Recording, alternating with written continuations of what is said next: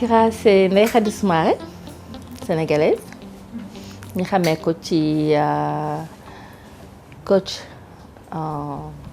gestion de couple, coach en séduction, mais balaa loolu yëpp may xamee ci écran yi ak podium yi ci création lingerie yi ma doon def di ko wane di valoriser suñu culture sénégalaise. moo valoriser lingerie maay bi jóge ci loolu nag gën a yokk liggéey bi mun naa waxee noonu moo tax ma taxawal coaching bi pour gën a dooleel jigéen ñi gën a comprendre nan nañu war a doxalee seen ménage pour que ñi gën a am résultat yu ñu bëgg déggoo ak seen borom kër yem ci ñoom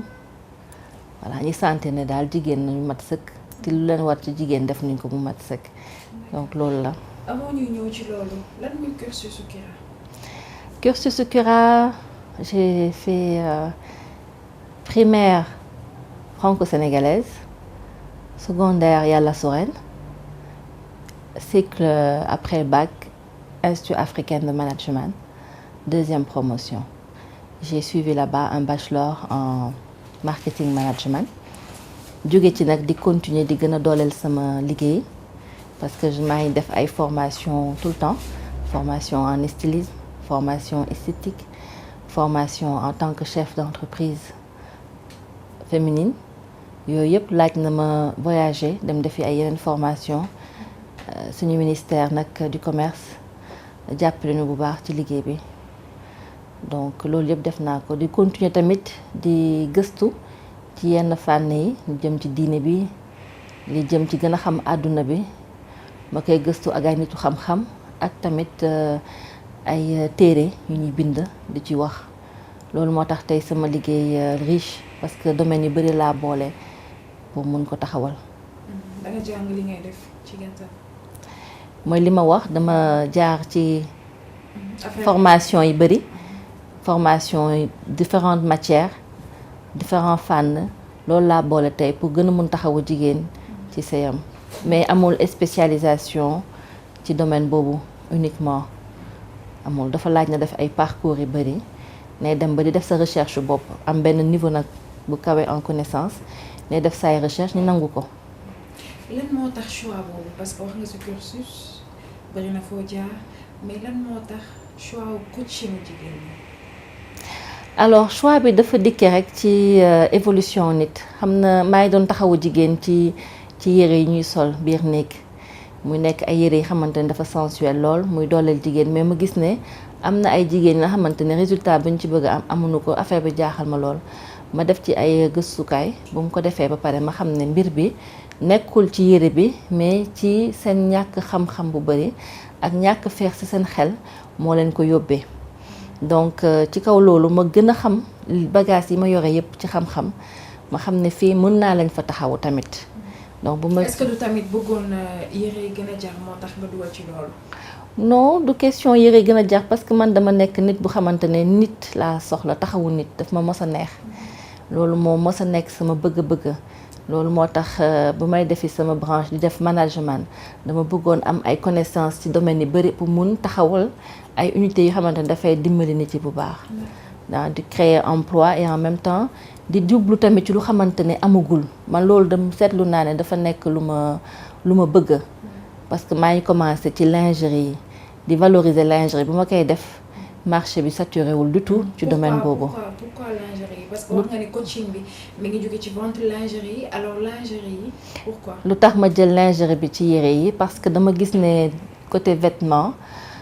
macha allah amoon nañu ay marques yu baax yi fi nekk di travailler bubu bi di travailler costume yi di travailler robe de soirée yi ma xam ne foofu ma ñëw fa.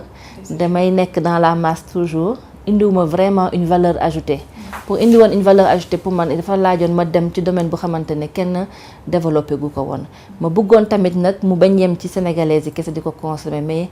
ñi ci nekk bitim réew africaine yi tubaab bi suñu xoolee produit bi ñoom it ñi am envie dugg ci te loolu pour na mën ko réussir dafa laaj na travailler communication bi bu baax loolu nag moom ma ci gën a poussé. D'accord bu ñu ñëwee si Kira en tant que coach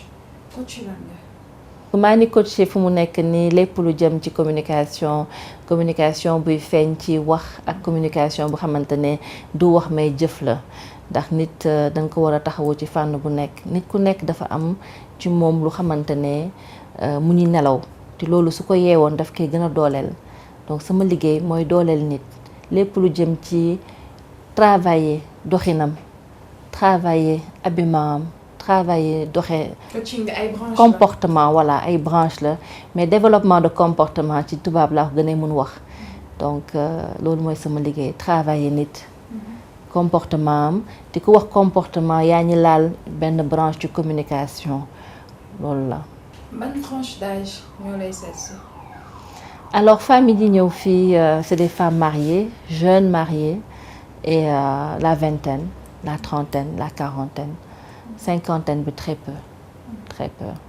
et de plus en plus maa ngi ubbeeku di wax les femmes yi nekk niveau université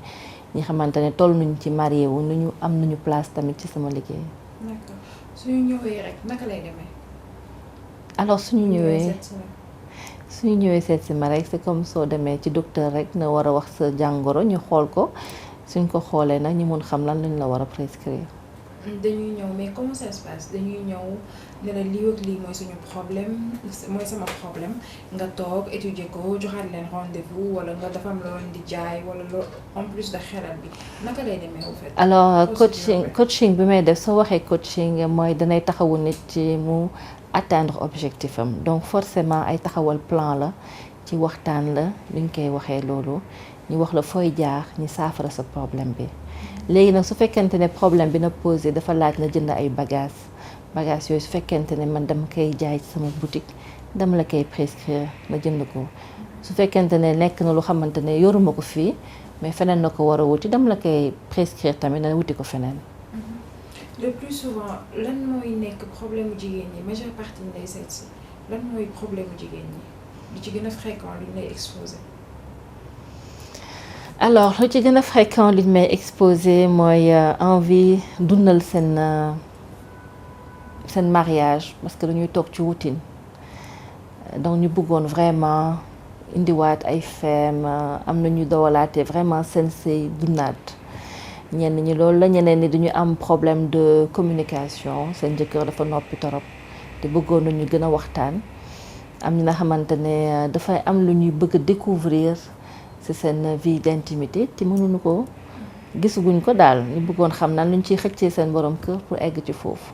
am ay femmes yi xamante ne ñoom duñu timide c'est la timidité elles sont très timides elles voudraient que ça change d'autres qui ne se sentent pas posées qui recherchent certains aspects ci jigéen la douceur ñu bëgg a travailler ci ñoom ci côté boobu. luñ la exposé daal ci seen ménage kii am na saafara bi. waaw parce que man lépp lu dem ci domaine vraiment nit améliorer ko yokkal ko feem bagage connaissance mën-mën man loolu lay taxawu jigéen ak góor ñi aussi. waaw parce que say góor la ak jigéen ñaari nit la jigéen ñi wax nga leen la seet si trentaine ba quarantaine mais est-ce que góor ñi est-ce que di nga am ay clients góor. dinaay am client góor parce que ñoom léegi comprendre nañu bu baax liggéey bi may def. suñu toogee di waxtaan dañuy gis ne que effectivement am nañu tamit besoin bi et là dañuy ñëw parce que dama leen di wax ne ku nekk ak sa besoin ñoom tey seen besoin mooy comprendre seen soxna yi parce que comprendre ñu bu baax comportement jigéen ñi di am ci seen biir mariage daf leen di jaaxle lool. beneen bu ñuy am tamit mooy du ñu bëgg tellement bégal seen soxna en intimité que bëgg nañu xam tamit est-ce que nuñ koy doxalee noonu la parce que duñuy dégg yenn remarques yi ci bëggoon ci. vraiment xoolaat seen bopp am ñeneen duñu nëpp seen jabar bu baax mais gis ne que madame moom dafa xaw a distant bëgguñu ko perte ñi ñëw pour waxtaan ci loolu. waaw à part coaching bi yan genre feemu jigéen ngay jaay. à part coaching bi yan feemu jigéen lay jaay. création voilà y a les créations de lingerie. mais li ci gën a neex ak fer ak ay senteur mais li ci gën a neex man tey mooy li ma yokk ci liggéey bi mooy 9 outils de séduction mooy 9 bagages nga xamante ne jigéen su ko jàngee day tax mu gën a mun séduire jëkkëram. alors travaillé naa ci cours de massage travaillé naa également ci cours bu nga xamante ne nooy wéttali ko soo toogee ak sa borom kër ak nooy invité sa borom kër lépp duñ ko wax des fois dañ koy jëfee ci beneen fànn boobu laay tuddee invitation di créer tamit ay leçons ci nooy rendre un cadre romantique boobu mooy Femme Pétale chez Kira boobu soo koy utiliser dañ lay jàngal nan ne mu ne créer ambiance avant ne egg ci acte bi loolu dafa nekk lu am solo jàngat ko et puis nu ñu bëggee utiliser pétale de fleur au Sénégal donc ma won leen ne pétale de fleur lu bari mën nañ ko ci def donc carte boobu soo koy travailler loolu lay jàngal ma am tamit ñaari cahier yu ma génnee cahier yooyu nekk ay cahier xamante ne jigéen bi day tax mu mun organiser ay feemam ba pare tamit mu xam nan lay gérer néegu sëyam. organiser feem mooy lan. loolu moom duma ko joxe muñ ci cahier bi.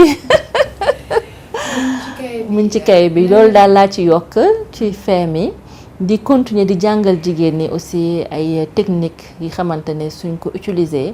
dana leen dooleel bu baax ci ñi différencier wu ak seen morom. ak jaay bi nee nga jaay bi lingerie ak lan ngay jaay.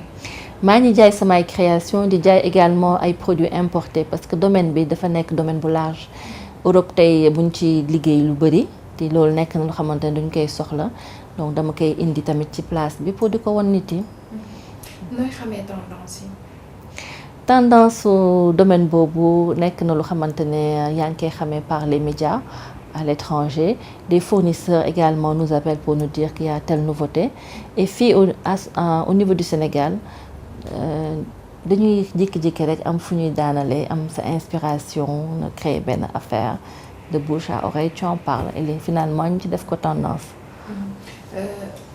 dégg nañ ñu naan am na ñu bari ñu ne Kira ay produits ak leçons yi muy joxe accessible. dafa cher. bon ñuy wax ne dafa cher dañ leen comprendre c'est juste un problème de moyens parce que soo xalaatee effort yi ñuy def yëpp ci ginnaaw liggéey bi di travailler loo ay nit di utiliser ay espaces yi nga xamante ne location bi rek ku ñëw dana xam ne location bi yombul te loolu ku ci nekk amul kenn ku ci wax prix bu ndaw parce que tey soo xoolee même en couture presque prix yëpp sur le marché ñi nga xamante ne seen magasin yi macha allah rafet na lool ñoom ñëpp ñoo tolloo prix presque soo xoolee. donc dëgg la kii dafa cher la. duma ko daw duma ko daw parce que franchement xam naa li may liggéey ci ñi koy jënd duñ ciy kontaan ba duñuy dellu si waat comme man nit ki ñëwaat na ba ñëwaat encore ça veut dire que pour kooku cherul pour keneen ki nag damay jàppee ne rek dafa tàmmul sol référence mais ku tàmm sol référence faw na def dara. genre ku am à partir de ñaata moo mën a ñëw seet si Kira. 25. 25 jëm kaw. jëm kaw seet si Kira est-ce que célibataire yi dinañ la seet si bokk nañ sa clientèle. alors ñi may am le plus souvent c'est des femmes qui s'apprêtent à se marier. ñoom lay gën a am comme clientèle ñu nekk ci yoonu sëy di ñëw di préparer seen bagage wala ñi am seen jëkkër bu tukki woon mu war a ñibbisi ñooñu laa ci gën bëri lee franchement.